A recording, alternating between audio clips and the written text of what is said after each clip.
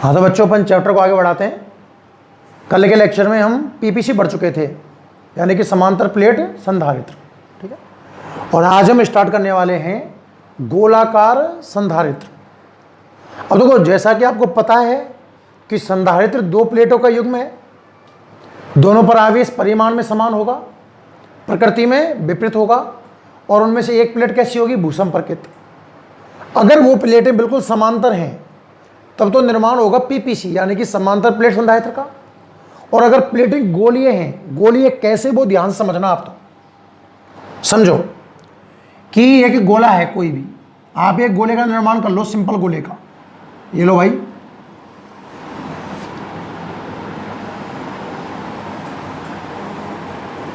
ये हमारा एक कोई गोला है, ठीक है ना। ये इसका सेंटर है। इस गोले की त्रिज्या आप सपोज स्मॉल आर मान लो ना, और इस गोले का नाम मान लो आप ए, केंद्र ओ मान लो। मतलब एक गोलीय प्लेट है। अज्यूम एक क्रिकेट की बॉल है, क्रिकेट की बॉल अंदर से खोखली है, तो समझ गए ना गोलाकार प्लेट कैसी होगी? परत, उस बॉल की जो परत होगी वो प्लेट है। आपने इसको प्लस आवेश दिया तो ये प्लस इस पर एक समान रूप से फैल चुका होगा। क्लियर यहां तक? पहली गोलाकार प्लेट हो गई। अब आपने एक गोलाकार प्लेट और लगाई। देखो प्लेट कैसे लगानी है, सोचना आप। ऐसे सोचिए, फुटबॉल है मेरे पास, तो फुटबॉल का कहीं ना कहीं तो केंद्र होगा, और एक क्रिकेट की बॉल है। क्रिकेट की बॉल छोटी है, फुटबॉल बड़ी है। क्रिकेट की बॉल को फुटबॉल के अंदर इस तरीके से सेट करो कि दोनों का केंद्र एक ही जगह पर हो। ऐसे दिमाग में सोचो आप। मतलब केंद्र तो ये रखना है, और एक बड़ी फुटबॉल लगा दो। ये लो,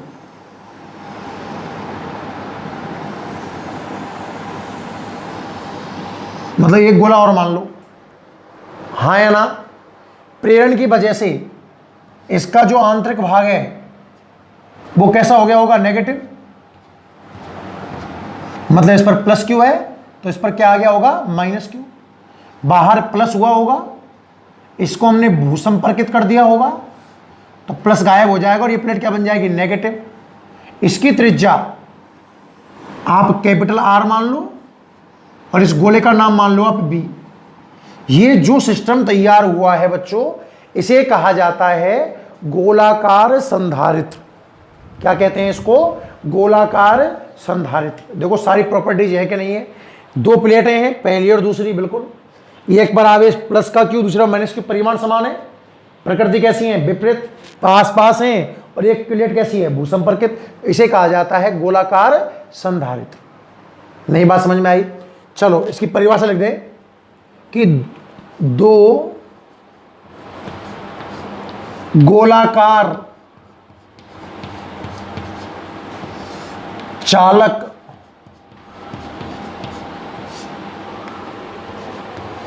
प्लेटों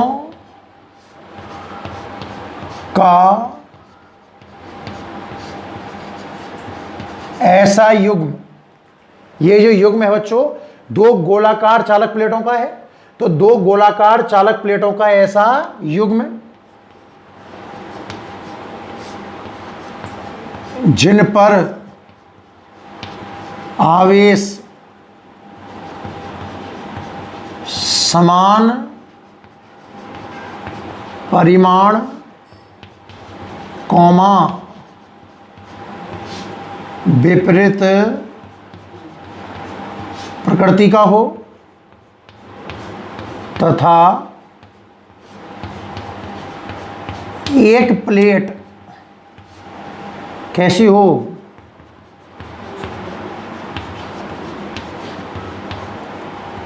भूसंपर्कित हो। एक प्लेट कैसी हो? भूसंपर्कित।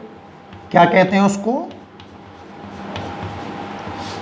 गोलाकार संधारित्र कहलाता है। देखो सीधी सी बात है, अगर प्लेट समांतर थी तो वो समांतर प्लेट संधारित्र यानी पीपीसी था, और प्लेटें अगर गोलाकार हैं तो ये क्या बन जाएगा? हमारा गोलाकार संधारित्र। कहानी एकदम बिल्कुल क्लियर है। हमें किसका मान निकालना है? सी का। तो हम सी का सूत्र क्या जानते हैं बताइए?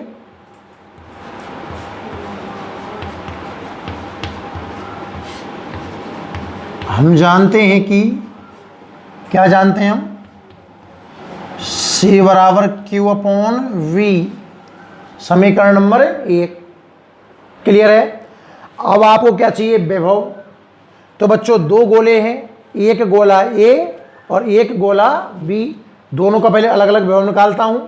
तो मैं पहले बात करता हूं गोले A का विभव।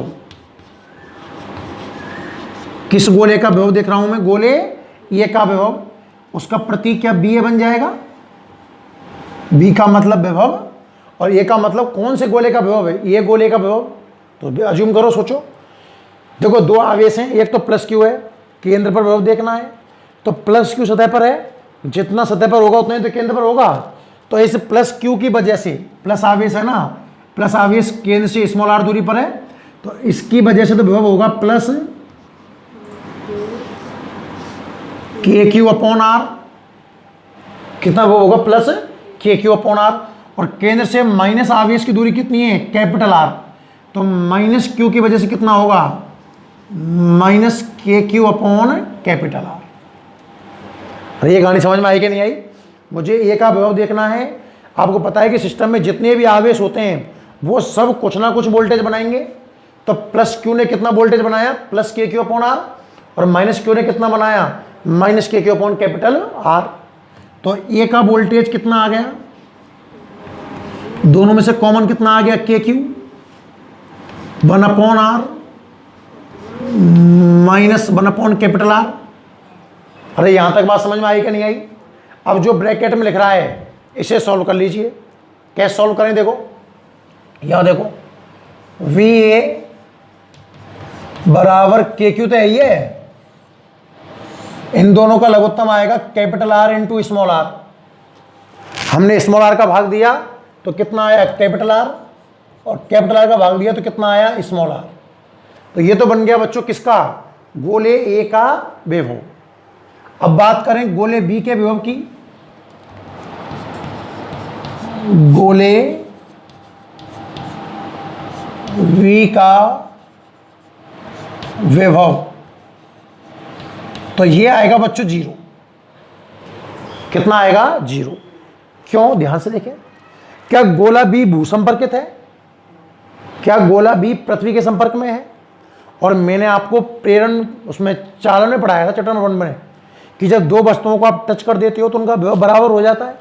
अब सोचो कि गोला B पृथ्वी के संपर्क में है, तो या तो पृथ्वी का चेंज होकर के गोले के बराबर आ जाए या गोले का चेंज होकर के पृथ्वी के बराबर चला जाए।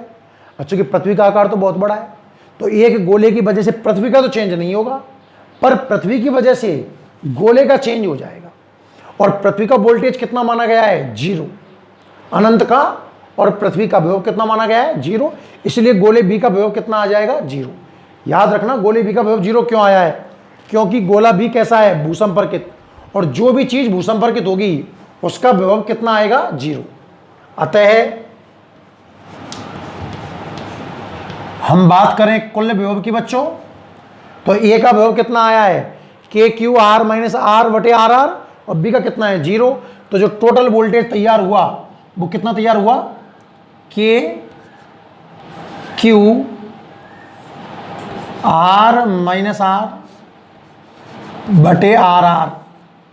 समीकरण नंबर कितना आ गया? 2। ये बात समझ में आई कि नहीं आई? अब ऐसा करो, B का मान 2 से उठा करके 1 में जमा दो। समीकरण 2 से 1 में मान रखने पर रख दीजिए, कितना आ रहा है देखो, C बराबर Q अपॉन V, जमा दीजिए। B कितना है? K को आप चाहो तो 1 upon 4 pi epsilon not Q R minus R upon RR। Q ने Q को मार दिया तो C कितना आया बच्चों? देखो ये उल्टा होकर के 4 पाई एप्सिलॉन नॉट बन जाएगा, और इसे उल्टा करूंगा तो RR upon R minus R. उस गोलाकार संधारित्र की जो धारिता होगी वो कितनी आएगी, 4 पाई एफ। देखो दो हेडिंग है, ध्यान रखना। पहली हेडिंग हम पढ़ चुके हैं गोलाकार चालक की धारिता। क्या पढ़ी थी हमने, गोलाकार चालक की धारिता। उसका सूत्र क्या था, 4 पाई एप्सिलॉन नॉट गुना त्रिज्या। गोले में एक त्रिज्या थी और गोलाकार संधारित्र दो गोले हैं, दो त्रिज्याएं, याद रखना। तो 4 पाई एप्सिलॉन नॉट, ऊपर उनका गुणा आर आर और नीचे difference capital R minus small R. अच्छे से याद कर लो, गोलाकार चालक की धारिता कितनी है, 4 pi epsilon naught into R, ठीक है। और गोलाकार संधारित्र की धारिता कितनी है, 4 pi epsilon naught R R बटे आर माइनस आर। कहानी समझ में आई। देखो बड़ा सरल हेडिंग है, गोलाकार संधारित्र की धारिता। तो पहले तो गोलाकार संधारित्र की परिभाषा, क्या परिभाषा बनी, दो संकेंद्रीय, दो गोलाकार, कैसे बोल, इसमें संकेंद्रीय और जोड़ लो, अच्छा रहे।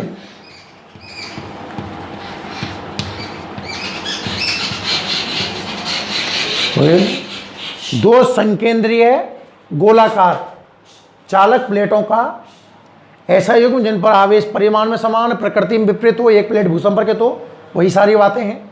C बराबर Q अपॉन B से मैंने स्टार्ट किया है। मुझे वोल्टेज निकालना है। दो अलग अलग गोले लिए A और B। ए का वोल्टेज प्लस Q की वजह से तो प्लस KQ बटे स्मॉल आर और माइनस KQ बटे कैपिटल आर। सॉल्व करता गया, यहाँ तक पहुँच गया। और B का वोल्टेज कितना आया, 0। कुल वोल्टेज ये हो ही गया। तो C बराबर Q अपॉन B मान जमाया, कटपिट करके जो धारिता का सूत्र तैयार हुआ वो तैयार हुआ, C बराबर 4 pi epsilon naught R R बटे आर माइनस आर। क्लियर है कहानी यहां तक। अच्छा, अगर इसमें माध्यम भरा होता, बच्चों ये सूत्र कब का है, ये धारिता का जो सूत्र निकल के आया है, ये सूत्र कब का है, जब प्लेटों के बीच में क्या भरा हो, निर्वात। प्लेटों के बीच में क्या भरा हो, निर्वात। अगर प्लेटों के बीच में माध्यम भरा हो बच्चों, ध्यान से देखना, तो Cm कितना होगा, Cm कितना आएगा देखना। माध्यम अगर भरा होगा ना तो 4 पाई एप्सिलॉन नॉट हट करके एप्सिलॉन बन जाएगा और उस एप्सिलॉन की जगह पर क्या आएगा बच्चों, epsilon naught epsilon R, R R upon R minus R. और जो 4 पाई एप्सिलॉन नॉट है इसे मैं चाहूं तो 1 अपॉन के जमा सकता हूं। याद करो कि क्या होता है, 1 अपॉन 4 पाई एप्सिलॉन नॉट। तो 4 पाई एप्सिलॉन नॉट के तो उल्टे होते हैं ना, मतलब इस सूत्र को देखो तुम ऐसे याद कर लेना, Cm बराबर एप्सिलॉन आर अपॉन के R R upon R minus R. ये सूत्र कब, ये सूत्र कब लगेगा, जब गोलाकार संधारित्र की प्लेटों के बीच में क्या भरा हो बच्चों, माध्यम भरा हो, तो धारिता का ये सूत्र लागू होगा। क्लियर एकदम, बिल्कुल बहुत सिंपल सरल हेडिंग है, कुछ भी नहीं है इसमें, बहुत ज़्यादा इजी है। तो आप अब इसको नोट कर लीजिए। पहले हेडिंग लिखेंगे गोलाकार संधारित्र, परिभाषा, ये डायग्राम, और फिर यहाँ से, और फिर यहाँ से पूरा अच्छे से लिख लीजिए। स्क्रीन पॉज करें, ठीक है, और स्क्रीन पॉज करके पूरा लिख लें ढंग से।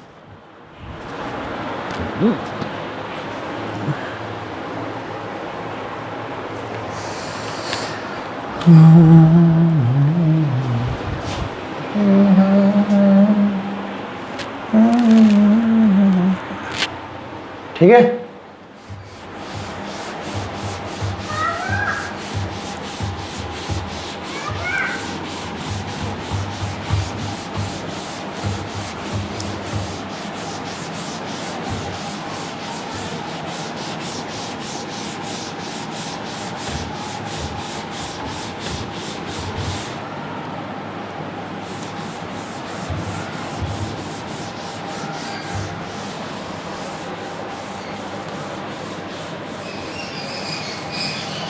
क्लियर है यहाँ तक।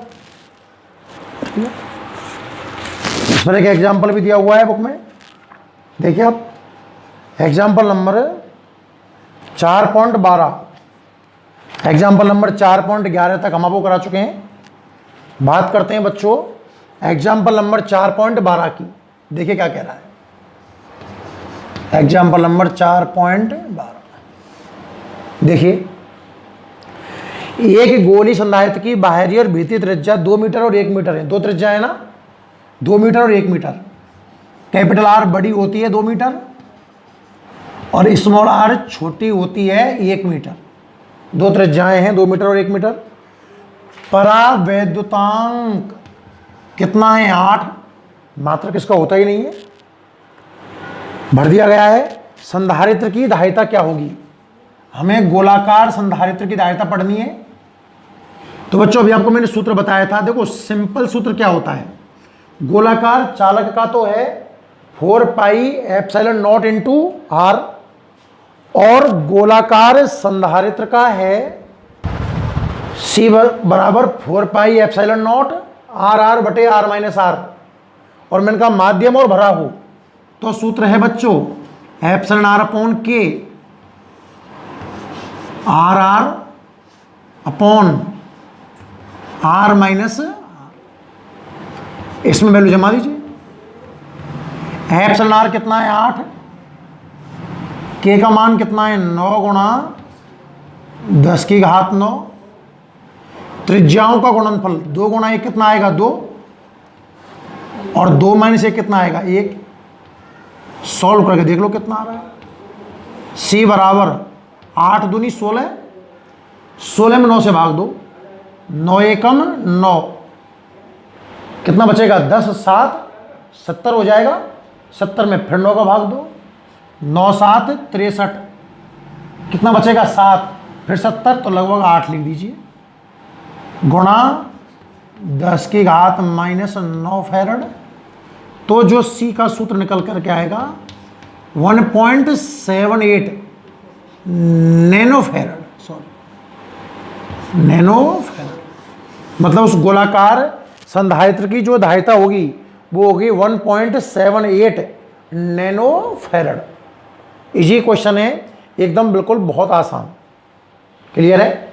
आप स्क्रीन पॉज करें और यहां से नोट कर लीजिए इसको जल्दी से। चलो ठीक है बच्चों, तो ये कहानी थी गोलाकार संधारित्र की। बहुत इजी हेडिंग है, ज़्यादा कुछ खास नहीं है, सूत्र वगैरह बहुत ढंग से याद कर लेना। ठीक है,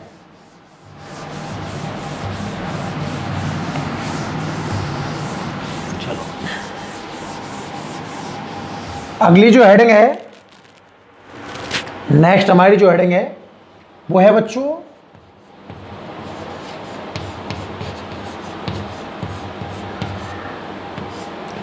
संधारित्रों का संयोजन। होने को तो बहुत इजी हेडिंग है, बहुत ज़्यादा इजी है,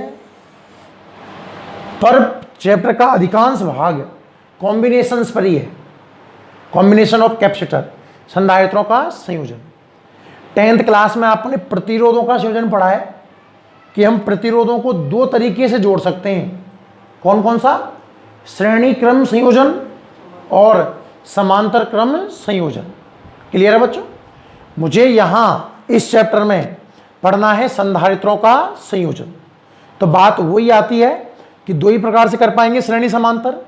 पर पहला क्वेश्चन यह आता है कि संधारित्रों का संयोजन करते क्यों हैं, हम संधारित्रों को क्यों जोड़ते हैं।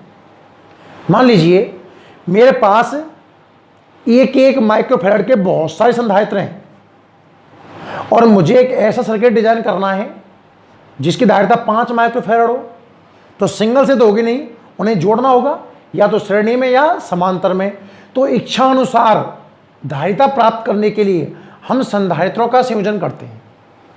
कितना भी मान प्राप्त कर सकते हैं, बढ़ा भी सकते हैं। आप देखोगे ये टॉपिक खत्म हो जाएगा तो समझ में आएगा पूरा, तो खैर घटा भी सकते हैं। तो कोई आपसे ये क्वेश्चन करे कि संधारित्रों का संयोजन क्यों किया जाता है या संधारित्रों को क्यों जोड़ा जाता है, तो आपका आंसर होगा कि वांछित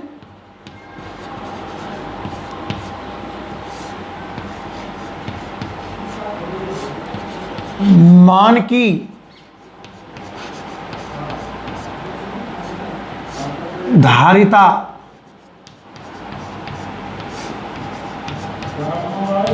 प्राप्त करने के लिए, किस चीज के लिए बच्चों? वांछित मान की धारिता प्राप्त करने के लिए क्या करते हैं? संधारित्रों का संयोजन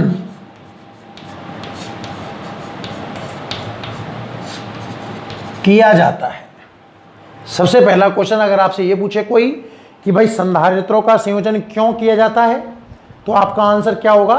वांछित मान की धारिता प्राप्त करने के लिए, इच्छा अनुसार जो मुझे वैल्यू चाहिए वो प्राप्त करने के लिए हम संधारित्रों का संयोजन करते हैं।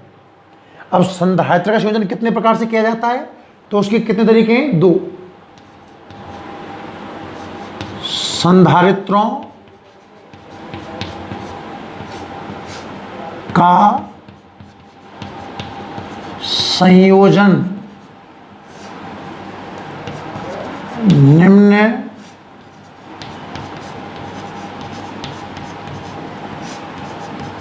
दो प्रकार से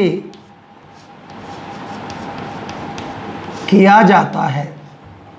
संधारित्रों का संयोजन निम्न 2 प्रकार से किया जाता है बच्चों।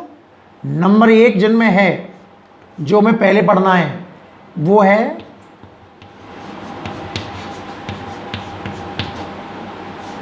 संधारित्रों का, चलो पहले श्रेणी क्रम संयोजन पढ़ लें।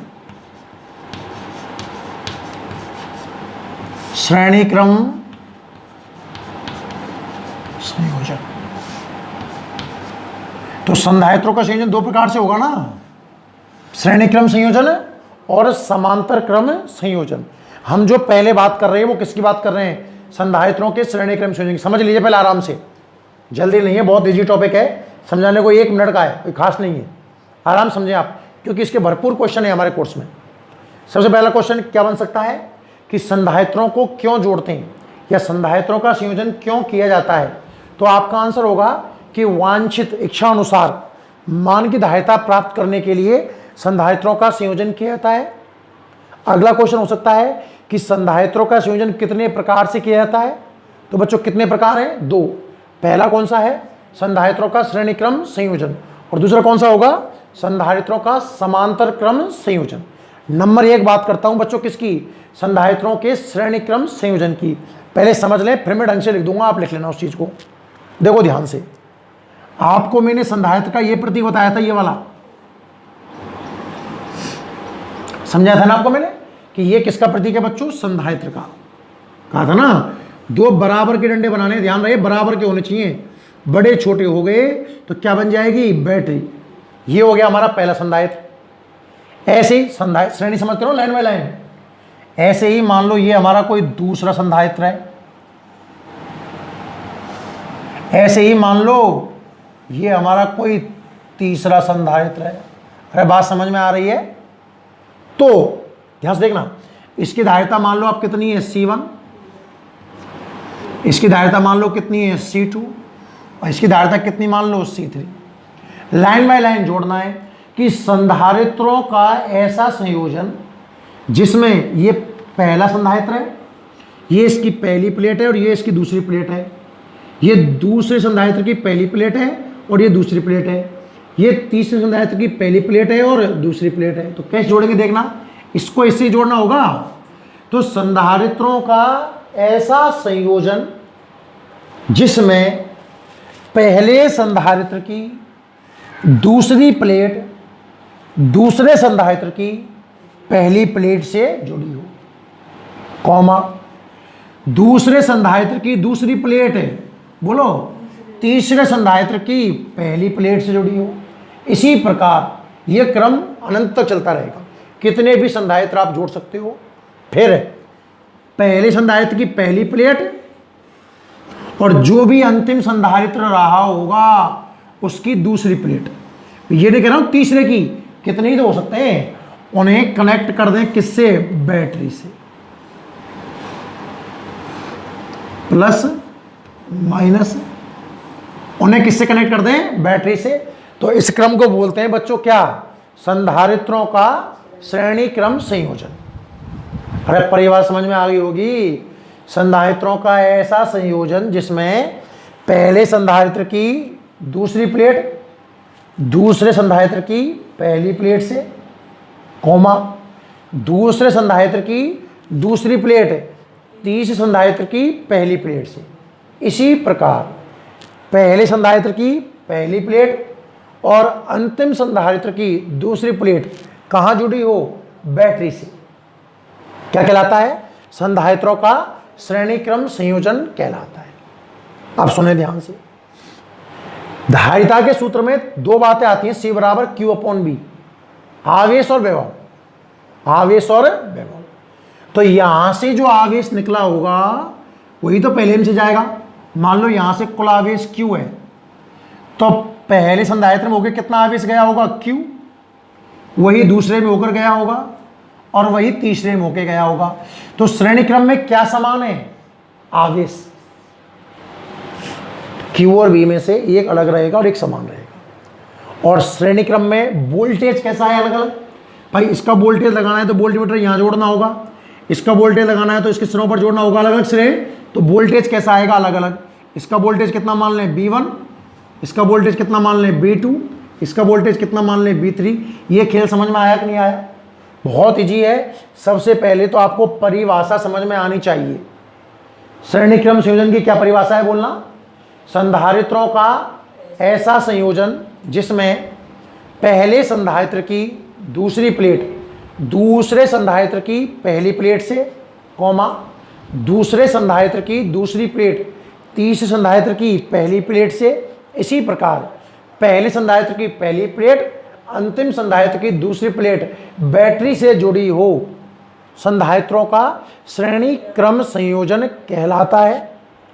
जब संधारित्रों को श्रेणी क्रम में जोड़ा गया है तो उनमें आवेश समान होता है और वोल्टेज कैसा होता है, अलग।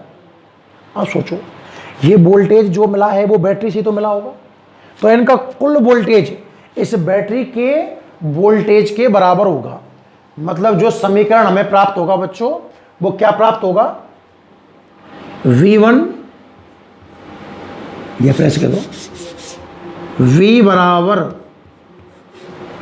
V1 plus B2 plus B3, समीकरण नंबर 1। तीनों का जो कुल वोल्टेज है V1 plus B2 plus B3, वो किसके बराबर आएगा, हमारा B के बराबर आएगा। ठीक है, तो इस सब के मान जमा दें। हम जानते हैं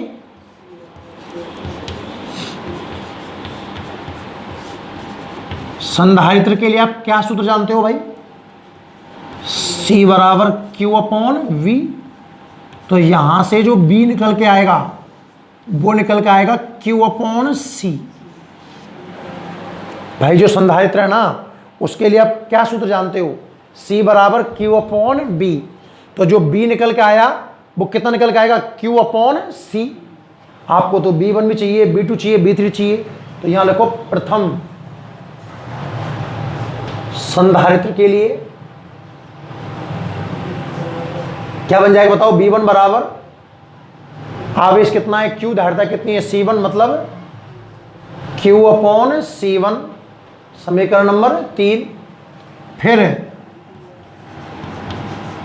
दूसरे संधारित्र के लिए B2 बराबर Q अपॉन C2, समीकरण नंबर 4। और तीसरे संधारित्र के लिए B3 बराबर Q अपॉन C3, समीकरण नंबर 5। अरे कहानी समझ में आ रही है कि नहीं आ रही? एक चीज तो समान है, Q तो क्या है इन सब में समान, और B कैसा है, अलग। Q तो कैसा है, समान, और B कैसा है, अलग। तो मैंने B का समीकरण निकाल लिया, फिर B की जगह में जमाऊंगा Q अपॉन C, B1 की जगह Q upon C1, Q upon C2, Q upon C3। ये सारे मान उठा के समीकरण नंबर 1 में जमा दें। कितना आएगा देखो, 2, 3, 4 और 5 से कहाँ मान जमा दें? एक में जमाओ भैया। b का मान कितना है? Q/C। b1 कितना है? Q/C1। ये Q/C2, ये Q/C3। Q कॉमन लेके काट दिया तो क्या बचा? 1/CS लिख दो भले से श्रेणी के लिए। तो 1/C का सूत्र बन जाएगा 1/C1, 1/C2 और 1/C3। ये संधारित्रों के श्रेणी क्रम संयोजन का सूत्र निकल करके आया। बहुत ज्यादा इजी हेडिंग है। समझ में आया सबको? क्लियर है? तो आप इसको नोट कीजिए, मैं बोलता हूं, मुझे बोलना होगा क्योंकि बोर्ड में पूरा आ नहीं सकता है। तो आप हेडिंग लिखें। सबसे पहले लिखिए, एक बार ढंग से समझ में आएगा। हेडिंग लिखें, संधारित्रों का संयोजन। हेडिंग लिखिए आप, संधारित्रों का संयोजन। संधारित्रों का संयोजन। इसमें लिखो एरो लगा करके नीचे लिखो वांछित मान की, संधारित्रों का संयोजन। इसमें लिखिए वांछित मान की धारिता प्राप्त करने के लिए, वांछित मान की धारिता प्राप्त करने के लिए संधारित्रों का संयोजन किया जाता है। वांछित मान की धारिता प्राप्त करने के लिए, वांछित मान की धारिता प्राप्त करने के लिए संधारित्रों का संयोजन किया जाता है। वांछित मान की धारिता प्राप्त करने के लिए संधारित्रों का संयोजन किया जाता है। ठीक है, लाइन चेंज करो, आगे लिखो, संधारित्रों का संयोजन निम्न दो प्रकार से किया जाता है। संधारित्रों का संयोजन निम्न दो प्रकार से किया जाता है। संधारित्रों का संयोजन निम्न दो प्रकार से किया जाता है। नंबर 1, फर्स्ट लिखिए, संधारित्रों का श्रेणी क्रम संयोजन।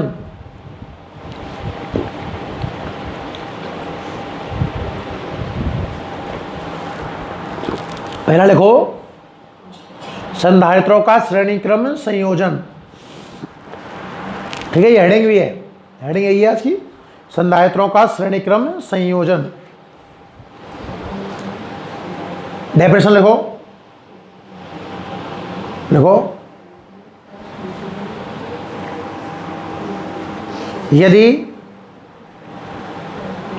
यदि पहले संधारित्र की दूसरी प्लेट, यदि पहले संधारित्र की दूसरी प्लेट, यदि पहले संधारित्र की दूसरी प्लेट दूसरे संधारित्र की पहली प्लेट से, यदि पहले संधारित्र की दूसरी प्लेट दूसरे संधारित्र की पहली प्लेट से, कॉमा कॉमा दूसरे संधारित्र की दूसरी प्लेट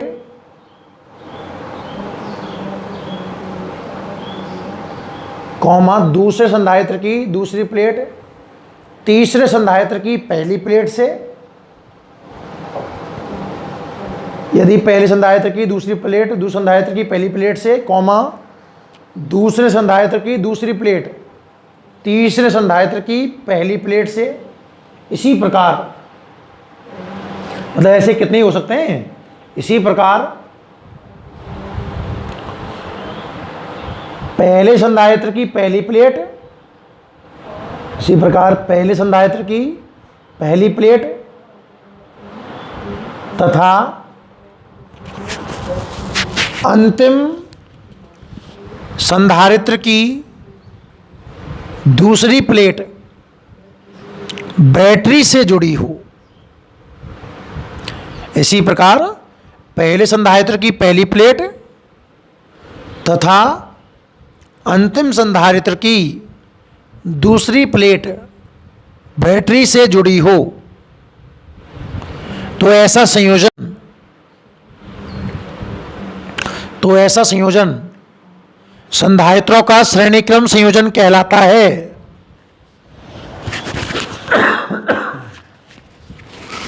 तो ऐसा संयोजन संधारित्रों का श्रेणीक्रम संयोजन कहलाता है। उम्मीद है परिभाषा आपको तुरंत समझ में आ गई होगी। अब स्क्रीन पॉज करके ये डायग्राम बनाइए जो बोर्ड पे बना हुआ है। संधारित्र बनाते समय याद रहे कि दोनों डंडे बराबर होने चाहिए। डायग्राम बना लिया।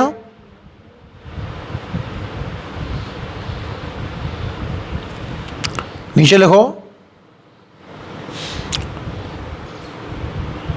संधारित्रों के श्रेणीक्रम संयोजन में। अब मैंने कहा था कि सी के सूत्र में दो चीजें क्यू और बी, इनमें से एक तो कैसी होगी समान और दूसरी कैसी होगी अलग। तो आप लिखिए संधारित्रों के श्रेणीक्रम संयोजन में, संधारित्रों के श्रेणीक्रम संयोजन में आवेश समान तथा विभव अलग अलग होते हैं।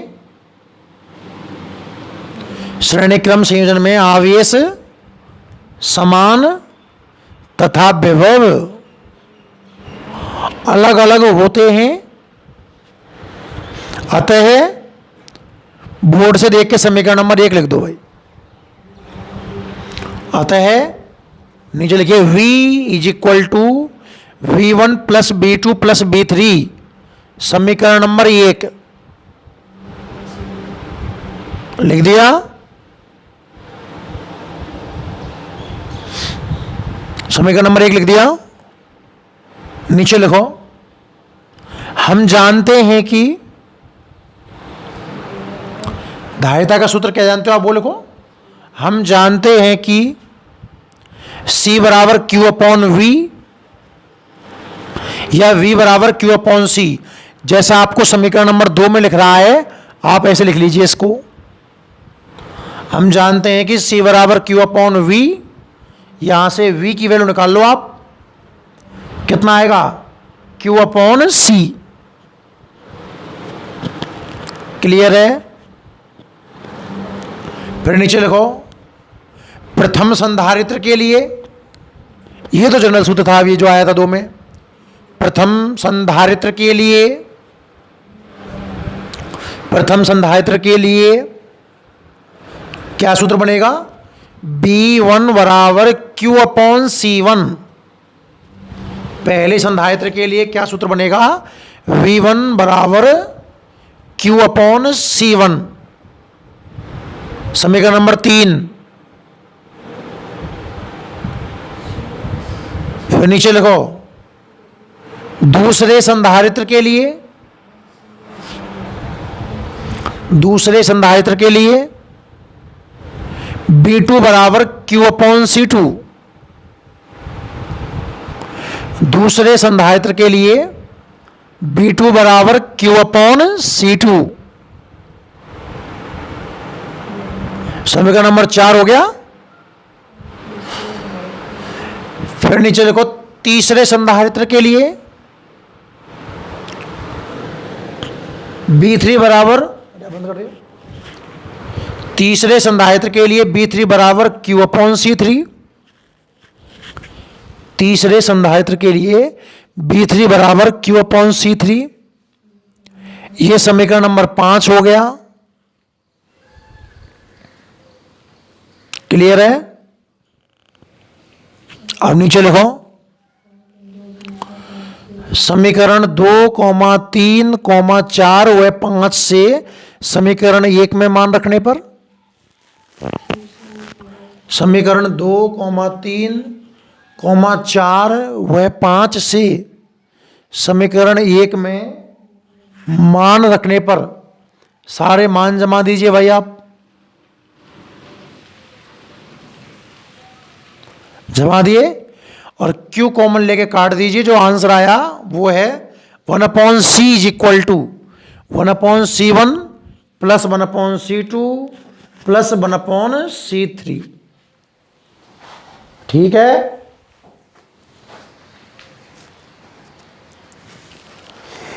ये संधारित्रों के श्रेणीक्रम संयोजन में कुल धारिता आई है, श्रेणीक्रम संयोजन में कुल धारिता आई है। ठीक है ना।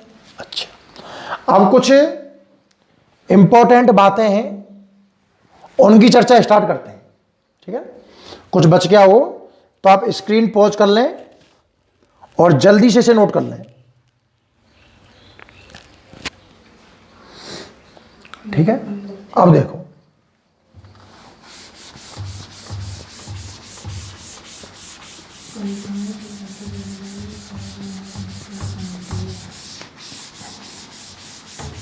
देखिए अब अगर कुछ इसके बारे में हम इंपॉर्टेंट जानकारी लिखें, आप हेडिंग डाल दीजिए कि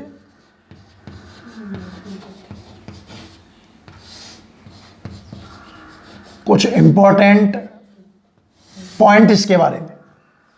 देखिए, एग्जाम्पल से स्टार्ट करता हूं कि मान लीजिए मेरे पास दो संधारित्र हैं जिनमें एक की धारिता है मान लो 2 माइक्रोफैरड और दूसरे की है 4 माइक्रोफैरड। श्रेणी क्रम में जोड़ दी। हमारे पास दो संधारित्र हैं, एक की धारिता कितनी है 2 माइक्रोफैरड और एक की कितनी है 4 माइक्रोफैरड। मैंने कौन सा क्रम में जोड़ दिया? ये श्रेणी क्रम में। अब मैं आपसे कहूं बताओ कुल धारिता कितनी श्रेणी क्रम की? तो बच्चों C1 की वैल्यू आप 2 माइक्रोफैरड मान लीजिए और C2 की वैल्यू आप 4 माइक्रोफैरड मान लेंगे। सही बात है ना। और श्रेणी क्रम CS सीरीज बोलते हैं ना इंग्लिश में, हमें निकालना है। तो श्रेणी क्रम का सूत्र क्या कहता है? 1/CS equal to 1/C1 plus 1/C2। जरा मान जमा के देखना। CS इक्वल टू 1/2 माइक्रोफैरड में जमा रहा हूं ना, तो जो आंसर आएगा वो माइक्रोफैरड में आ जाएगा, हटाने की जरूरत नहीं है इसको। तो देखना 1/CS बराबर लघुत्तम कितना आएगा 4, 2 दूनी 4, 4 एकम 4। तो उल्टा करना पड़ेगा आपको CS के लिए।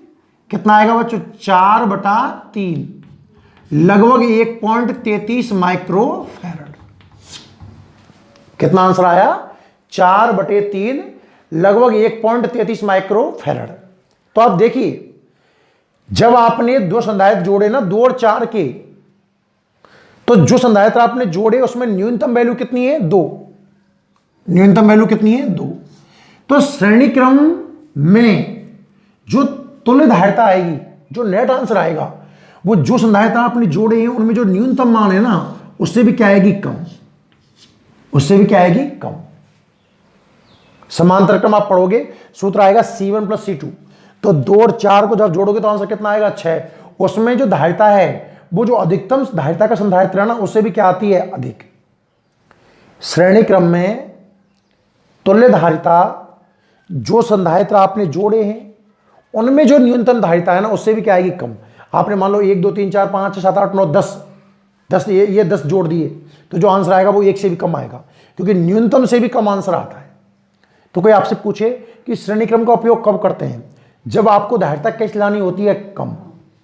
जब धारिता कैसे लानी होती है? कम। तो किसका उपयोग करते हैं? श्रेणी क्रम का। तो बच्चों, श्रेणी क्रम के बारे में जो पहला पॉइंट हमारा बनकर तैयार होता है वो ये है कि संधारित्रों के श्रेणी क्रम संयोजन में, संधारित्रों के श्रेणी क्रम संयोजन में तुल्य धारिता न्यूनतम धारिता वाले संधारित्र से भी कम होती है। बात समझिए आप। संधारित्रों का जो श्रेणी क्रम संयोजन है ना, इसमें जो तुल्य धारिता है, वो न्यूनतम धारिता वाले संधारित्र से भी क्या होती है, कम। आप नोट कर चलें साथ साथ, हेडिंग लिख दें आप महत्वपूर्ण तथ्य, और महत्वपूर्ण तथ्य में पहला पॉइंट है, स्क्रीन पॉज करके लिख लें, क्या बोलूं इसको बार बार, संधारित्रों के श्रेणीक्रम संयोजन में तुल्य धारिता न्यूनतम धारिता वाले संधारित्र से भी कम होती है। ठीक है भाई, तो फर्स्ट पॉइंट तो आपका ये हो गया।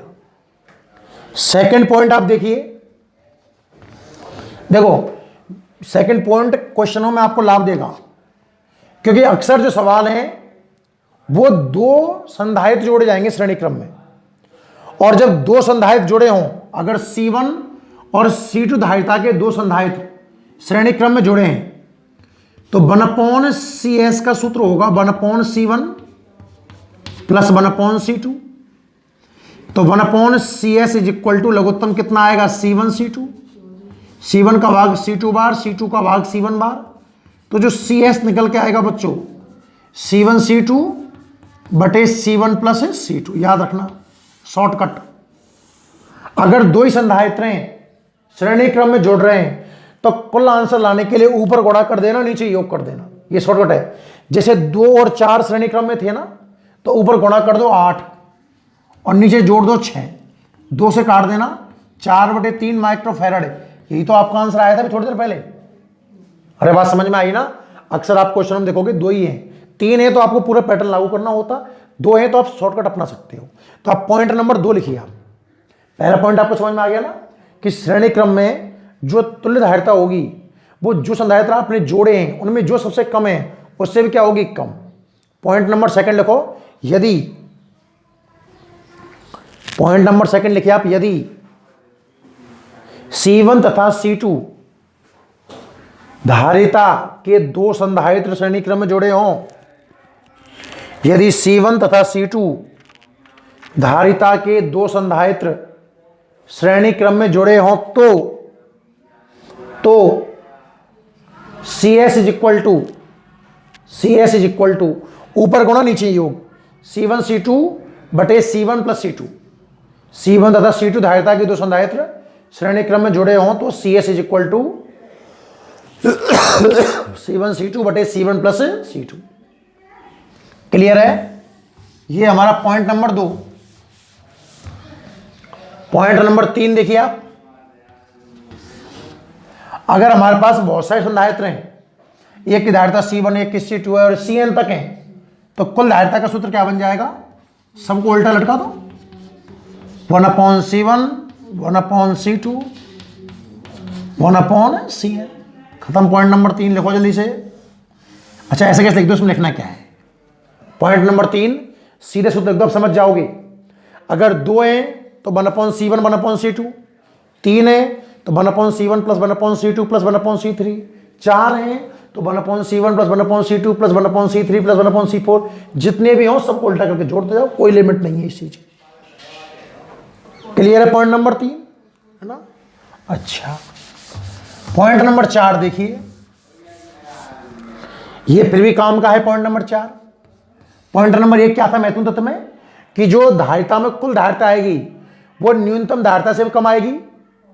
दूसरा 2 का शॉर्टकट, ऊपर गुणा नीचे योग C1 C2 बटे C1 प्लस C2। तीसरा अगर n हो तो n जुड़ जाएंगे। चौथा सुनना ध्यान से, कि यदि C1 C2 C3 Cn सब मान लो C के बराबर है, मतलब यदि C धारिता के n संधारित्र, क्या C धारिता के n संधारित्र कहां जुड़े हों, श्रेणी क्रम में जुड़े हों, तो क्या होगा, सुनना ध्यान से। सूत्र कहता है 1/CS equal to 1/C1 plus 1/C2 plus 1/C3 plus 1/Cn। हाँ या ना, सारे मान जमा के देखना कितना आता है। 1/CS इक्वल टू, सबकी जगह आप C जमा दो, सबकी जगह आप C जमा दो, तो यहां से आएगा 1/CS इज इक्वल टू लघुत्तम कितना आएगा C, ये n बार आएगा, n बार, तो 1/c is equal to n/c, तो यहां से CS कितना आएगा C/n, ये शॉर्टकट याद रखना। अगर C धारिता वाले n संधारित्र श्रेणी क्रम में हो, अगर C धारिता के n संधारित्र श्रेणी क्रम में हो तो आंसर कितना आता है C/n, कितना आएगा बच्चों C/n। स्क्रीन पॉज करके फटाफट रफ्तार में आप पॉइंट नंबर 4 नोट कर लो। पॉइंट नंबर 4 आप नोट कर लीजिए, ठीक है ना। अगला देखें, स्क्रीन पॉज करके लिख लेना। पॉइंट नंबर 5 की बात कर दूं, अगर मैं पॉइंट नंबर 5 की अगर बात करता हूं, मान लो n संधारित्र हैं, पहला, दूसरा, तीसरा और ये n-वा, ठीक है भाई। इसकी धारिता C1 मान ली, C2 मान ली, C3 मान ली, और ऐसी कितनी है Cn। आपको बताओ तो आवेश तो बच्चों समान होता है,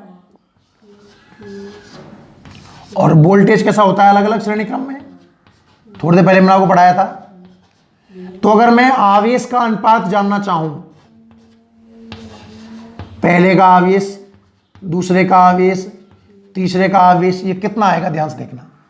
तो आप देखोगे कि सभी संधारित्रों का आवेश बिल्कुल बराबर है, श्रेणी क्रम में आवेश बराबर है, तो आवेशों का अनुपात तो कितना आएगा 1:1। भाई समान चीज का अनुपात तो 1:1 ही आता है ना। और विभव का अनुपात कितना आएगा,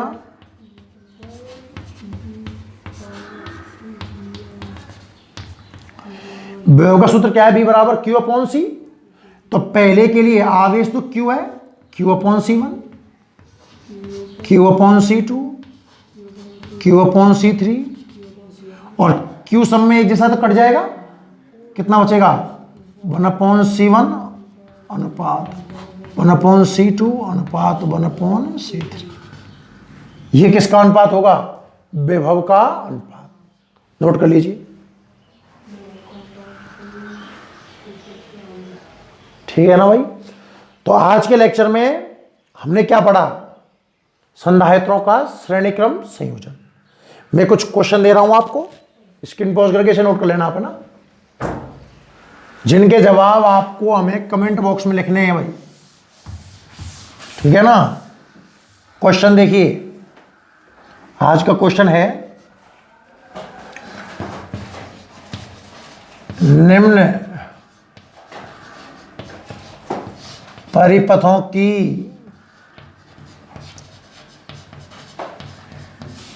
कुल धारिता ज्ञात करो। कुछ डायग्राम बता रहा हूं, कुछ चित्र बना रहा हूं, आपको कुल धारिता बतानी है कितनी होगी। पहला क्वेश्चन ध्यान से देखना,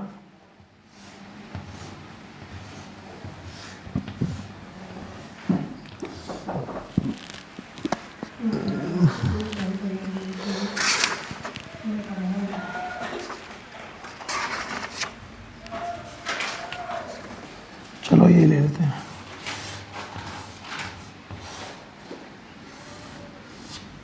ठीक है ना। इसकी धारिता मान लो आप 5 माइक्रोफैरड, और इसकी धारिता भी कितनी मान लो आप 5 माइक्रोफैरड, 10 वोल्ट की बैटरी से जुड़े हुए हैं। इसकी कुल धारिता कितनी है आपको ये बताना है एक क्वेश्चन में तो। और दूसरा सेकंड जो क्वेश्चन है हमारा,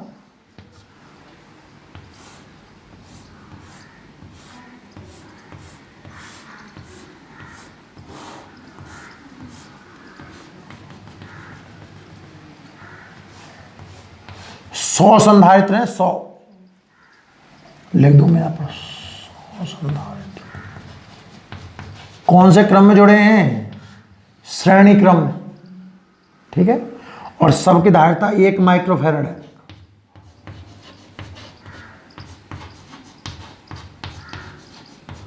बात समझ में आई। 1 माइक्रोफैरड के 100 संधारित्र कौन से क्रम में जुड़े हुए हैं? श्रेणी क्रम में। आपको कुल धारिता हमें बतानी है। 2 क्वेश्चन है बच्चों। पहले क्वेश्चन में तो 5-5 माइक्रोफैराड के 2 संधारित्र श्रेणी क्रम में है, कुल धारिता कितनी होगी? और दूसरे में 1-1 माइक्रोफैराड के 100 संधारित्र श्रेणी क्रम में जुड़े हुए हैं, इनकी कुल धारिता कितनी होगी? ठीक है, तो इन दोनों क्वेश्चनों के आंसर आपको हमें कमेंट बॉक्स में लिखने हैं। ठीक है, आज का लेक्चर इतना ही है। बाकी कल हम समांतर क्रम के बारे में जानेंगे और दोनों के मिक्स क्वेश्चन देखेंगे, श्रेणी क्रम और समांतर क्रम के। ठीक है, आप इसे नोट कर लीजिए भाई। ठीक है।